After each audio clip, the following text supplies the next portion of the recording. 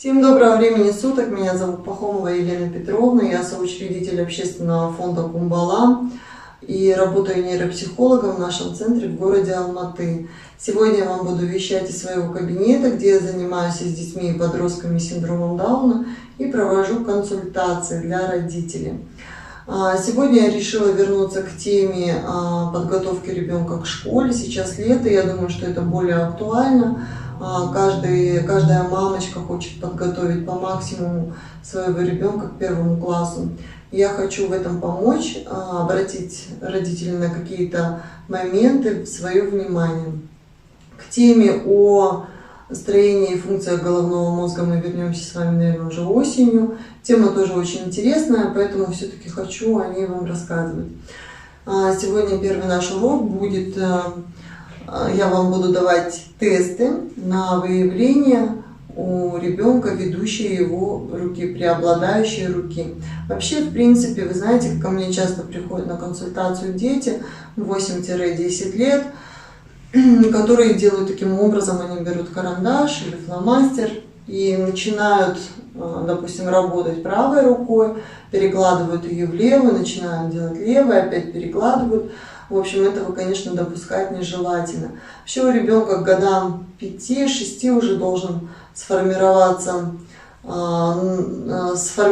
преобладающая рука, та рука, которой он именно пишет, рисует. И для того, чтобы понять, правша или левша, существуют нехитрые, в принципе, тесты, методы, которые ему помогут родителям выявить это, и родители помогут своему ребенку. Вообще всего есть 4 основных типа преобладающей руки. Это первый тип правшество, правая рука, левшество это левши. Левши всего в мире около 8-15%. Третий тип это амбидекстры, это те люди, которые могут одновременно хорошо выполнять какие-либо упражнения правой и левой рукой. Таких людей в мире не так уж и много, но говорят, что этот навык можно наработать. Вот. Четвертый тип это смешанное преобладание. Допустим, я правша, а мячик пинаю левой ногой. Это называется смешанное преобладание. Итак, сегодня я вам буду показывать тесты. Именно чтобы понять, какой ребенок у нас будет писать или рисовать рукой. Графические навыки, чтобы у него отрабатывались, да, какой рукой он должен, не то что должен, какой рукой ваш ребенок это делает. Если ваш ребенок это будет делать левой рукой, ни в коем случае его не нужно переучивать. Значит, ему нужно помочь в том, чтобы он разработал свои графические навыки именно в левшестве. Если ваш ребенок правша, значит уже для правой руки. Итак, что нам с вами понадобится? В первую очередь вам нужно взять какой-то листок или завести тетрадку, и мы с вами напишем таблицу. Сверху мы пишем возраст вашего ребенка, допустим, 8 лет. Обычно в первый класс детки идут с 8 лет с синдромом Дауна. Есть детки, которые даже идут с 9 лет, поэтому это в принципе нормально. 8 лет, так дальше. И пишем ту дату, когда вы проводите тестирование. Допустим, 20.06.2020. Вообще в первый класс советуют деткам, не люблю это слово, но оно есть, нормотипичным детям идти с 7 лет. Детки с синдромом идут с 8 или с 9 лет. Опять же, нужно смотреть, я на первом уроке рассказывала про социально-коммуникативные навыки ребенка. И нужно смотреть, как ребенок вообще психологически готов. Вот. Итак, записали 8 лет, дату. Дальше листок делим на 4 части, на 4 столбика. Первый столбик это у нас тесты. Второй столбик у нас правая рука. Третий столбик обе руки. И четвертый столбик это у нас с вами левая рука. Итак, в столбике, где у нас записаны с вами тесты, мы будем ставить цифры. И в кавычках вы для себя делаете такую шпаргалку. Вот, допустим, сейчас первый тест будет связан с рисунком. Вы пишете в кавычках для себя, в скобках для себя пишите рисунок. Это делается для того, что если у вас что-то пойдет не так, тест вы не смогли провести до конца, или, допустим, вы через полгода решили вернуться и провести тестирование еще раз. Здесь у вас, допустим, уже будет наглядно все тесты расписаны, вам не нужно будет смотреть видео или искать дополнительную какую-то информацию, и вы уже сможете сравнить, да, как вы проходили тестирование. Итак, что нужно сделать первое еще до того, как вы начали тесты? В вашу таблицу вам нужно поставить плюсик, если, допустим, ваши родственники ближайшие, кого вы знаете, левши или амбидекстры. Допустим, в моей семье мой отец левша. Значит, я ставлю в столбик, где левая рука, себе сразу плюсик. Итак, первый тест. Для первого теста нам с вами понадобится вообще 2 листочка формата А4 и фломастер. Обязательное условие выполнения теста: вы сидите напротив ребенка и ни в коем случае не кладете ребенку ни вправо, ни влево, да? Обязательно перед ним. Листок бумаги, сверху фломастер. В руки вы ничего ребенку не даете. Вы говорите: Айжана, возьми, пожалуйста, фломастер и нарисуй круг. Айжана берет. Смотрите, какой рукой ваш ребенок взял фломастер. И просите ребенка нарисовать на листке круг. Допустим, я беру правой рукой. Нарисовала круг. На листочке напишите: правая рука. Ни в коем случае ребенку ничего в руки не давайте, ребенок должен все взять сам. Вы должны уже для себя сделать такую пометочку, да, какой рукой взял ребенок там фломастер и нарисовал. Вы теперь говорите: Айжана, какой у тебя замечательный получился кружочек. А давай мы попробуем нарисовать еще один кружочек.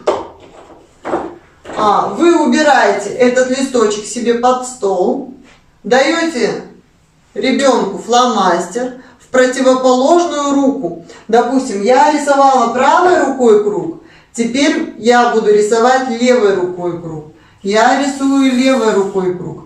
Что вы должны для себя здесь пометить? Вы должны посмотреть, есть ли при этом тремор руки, насколько рисунок четкий получился, там где правая или там где левая рука.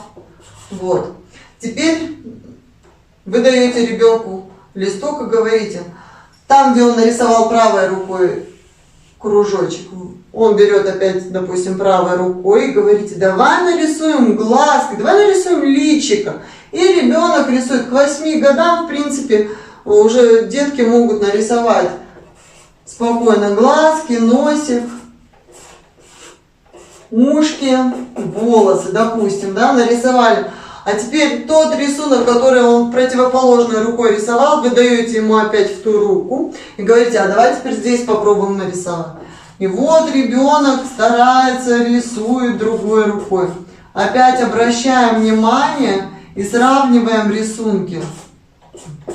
Где рисунок более четкий?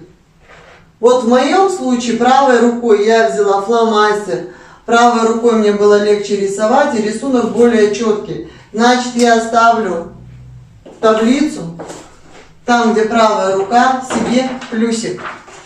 Понятно, да?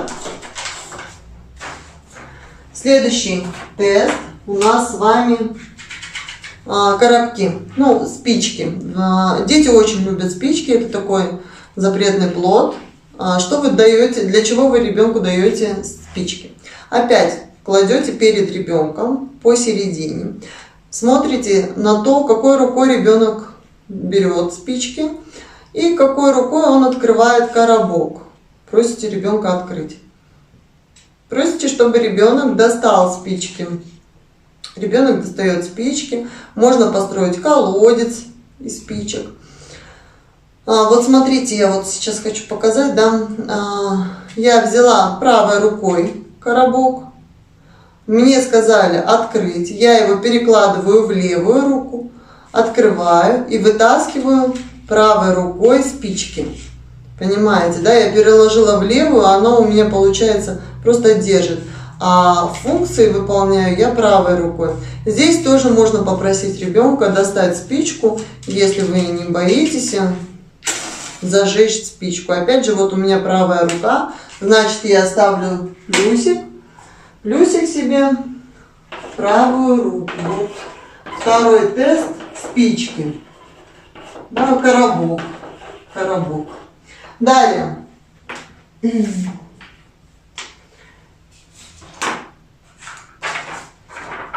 Ножницы.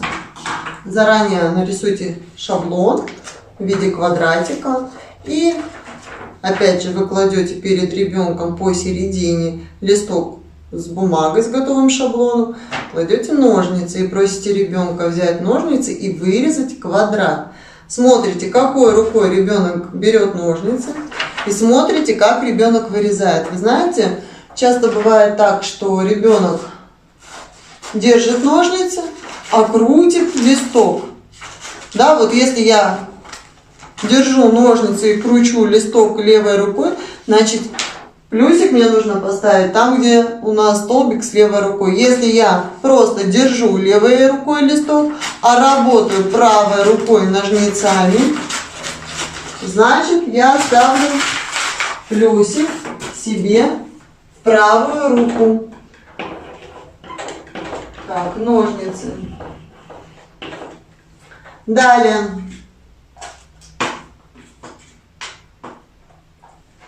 Мячик. Кладете перед ребенком посередине мячик и просите его: возьми мячик. Ребенок берет мячик и говорит: вы просите, выкинь мне. И ребенок вам начинает кидать. Повторите это упражнение раза 3-4. Вы ловите и откидываете ему обратно. И смотрите, какой ребенок рукой обратно же взял мячик и какой рукой он вам кидает. Заранее попросите ребенка, чтобы он это сделал одной рукой.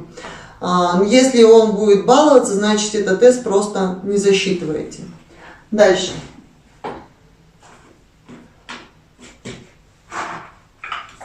Шнуровка. Я думаю, что у многих дома есть шнуровки. Если нет, это может быть бисер. Итак, что нам нужно сделать? Опять же, кладете перед ребенком посередине отдельно, да, и просите его нанизать. Ребенок начинает нанизывать. Смотрим опять же на ту руку, которая рабочая. Вот, обращайте внимание, левая рука у меня держит, а правая рука нанизывает. Значит, мы ставим плюсик в правую руку. Есть еще такие палочки, тоже если шнуровки нету, тоже хорошая вещь.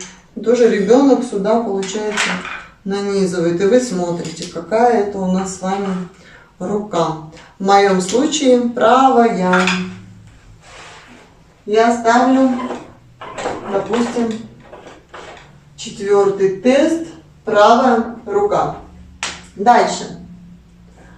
Можно взять, дать ребенку, ну в моем случае это вот такой уже готовый шаблончик мы сделали. Это у нас пенопласт. И ножичек из коробочки, где лежит пластилин. Вообще это шилом делается, но я шило не достаю. Вот такой ножичек. Вы можете взять, в принципе, сам пластилин и дать ножичек. И тоже попросить ребенка сделать точечки. Опять же, смотрите, какой ребенок рукой взял, какой ребенок рукой работает. Следующий тест. Так.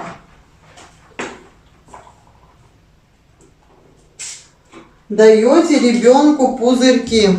3-4 пузырька различного формата, чтобы посмотреть, опять же, какая рука у ребенка более активная.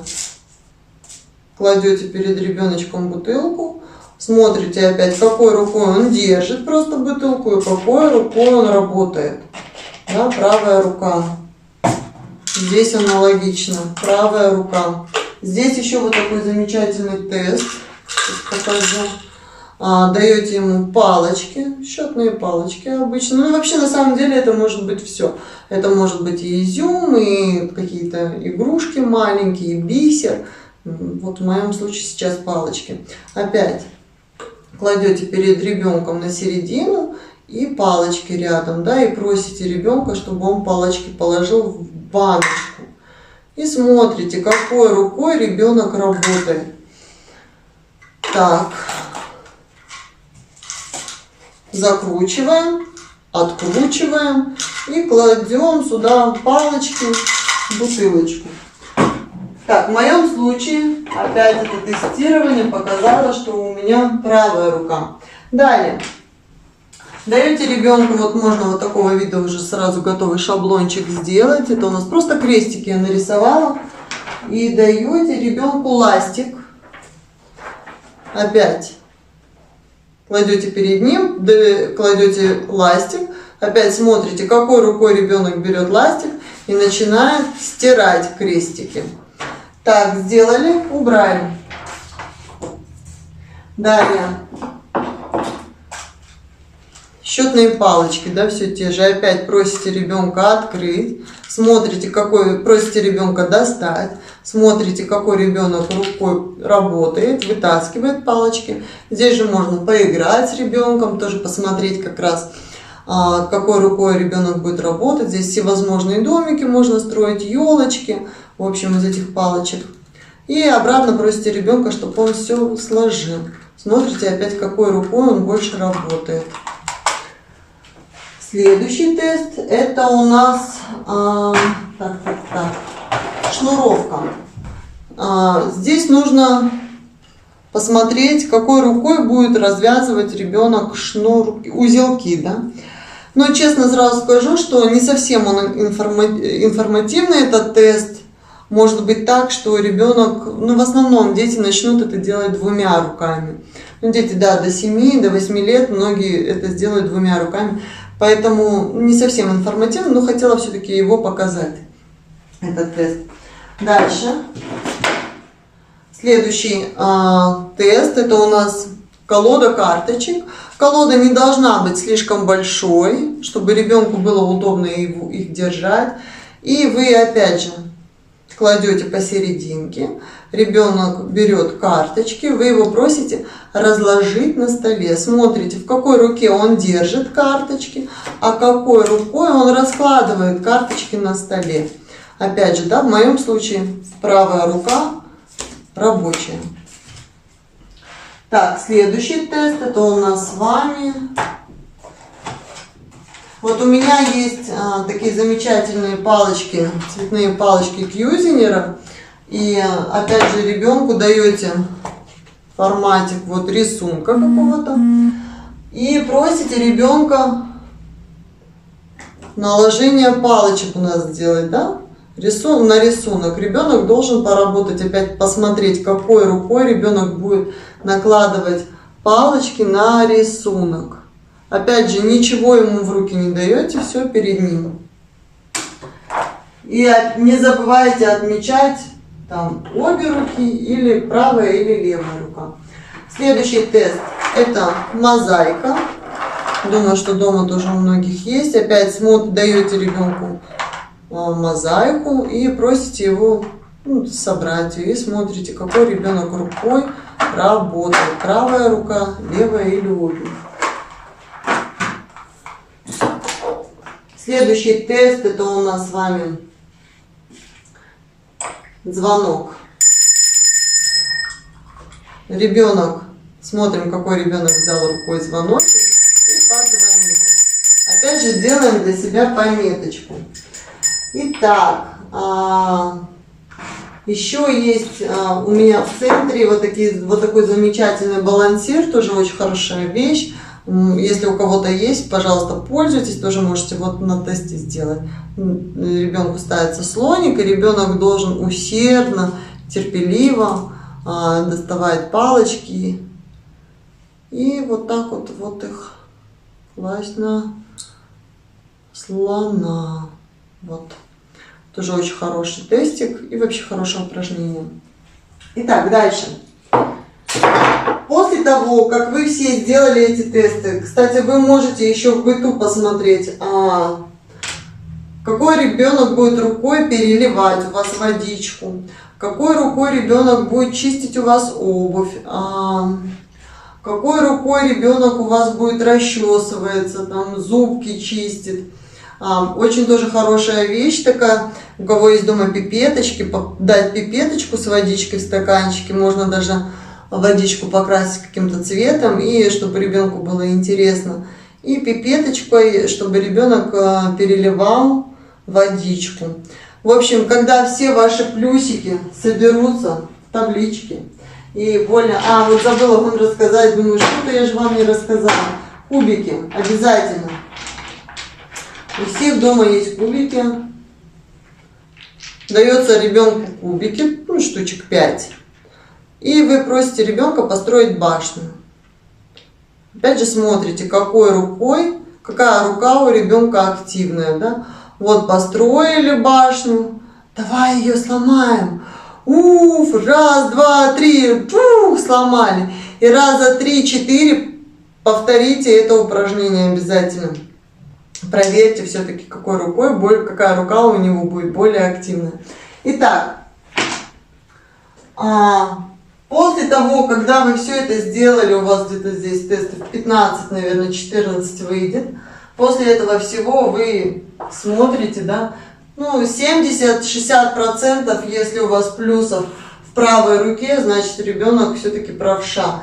Здесь, если, допустим, вот таким будет образом, вот как в моем случае, да, так, то я уже вот здесь прям чистый правша. Обеими руками я сделала немножко, левой рукой немножко. В общем, 70% на 30 или 60% на 40.